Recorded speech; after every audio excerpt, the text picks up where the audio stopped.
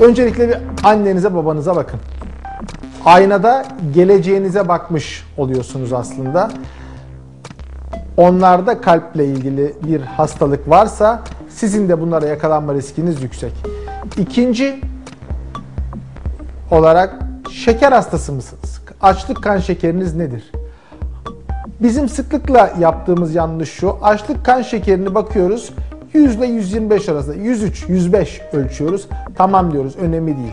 Bu çok büyük bir yanlış. Mutlaka tokluk kan şekerine ve kan şekeri yüklemesine bakmak gerekiyor. Çünkü şeker hastalığında öncelikle tokluk şekeri yükselebiliyor. Bunu yakalamak çok önemli. Şeker hastasıysanız kalp krizi geçirme riskiniz yüksek. Çünkü biz artık şeker hastalığını kalp hastalığı eş değeri kabul ediyoruz. Tansiyonunuz yüksekse bu bir risk faktörü.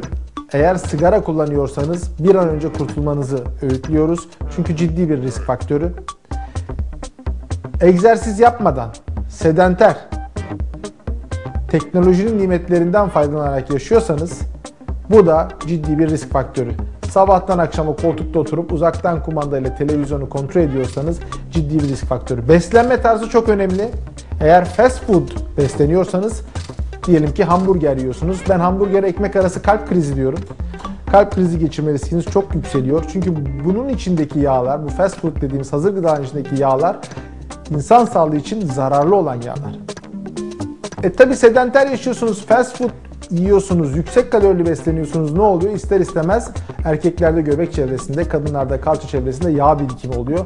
Bu yağ birikimi de kalp krizi için ciddi bir risk faktörü. Bu yağ birikimi aynı zamanda diyabeti, yani şeker hastalığını tetikliyor, tansiyonu tetikliyor. Tuzlu yiyorsanız tuz tansiyonu tetikliyor. Böyle bir risk söz konusu. Bütün bunlar riskli dedik ama diyelim ki hem tansiyon hem şeker hem de kolesterolünüz yüksek. İşte o zaman saatli bomba. Ne zaman patlar belli olmaz. Çok yüksek riskli hasta grubu bunlar oluyor. Üstüne üstlük sigara içiyorsunuz, üstüne üstlük sedanter yaşıyorsunuz. Risk faktörleri üst üste eklendikçe sizin kalp krizi geçirme riskiniz artıyor. Biz hastalarımızın kalp krizi geçirme risklerini belirleyebiliyor muyuz? Evet, bir takım yöntemlerimiz var. Bu saydığımız risk faktörlerini üst üste koyarak 10 yıl içindeki kalp krizi geçirme risklerini belirliyoruz.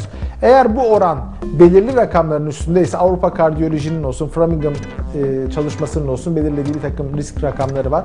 Onların üzerinde ise 10 yıllık kalp krizi geçirme risklerini hastalarımıza bildiriyoruz. Ve bu riskleri nasıl kontrol altına alırız? Hastamızın ömrünü kardiyovasküler olaylara yakalanmadan nasıl uzatırızı beraberce konuşup planlıyoruz. Ondan sonra düzenli takiplerle hastamızı kontrol altında tutuyoruz.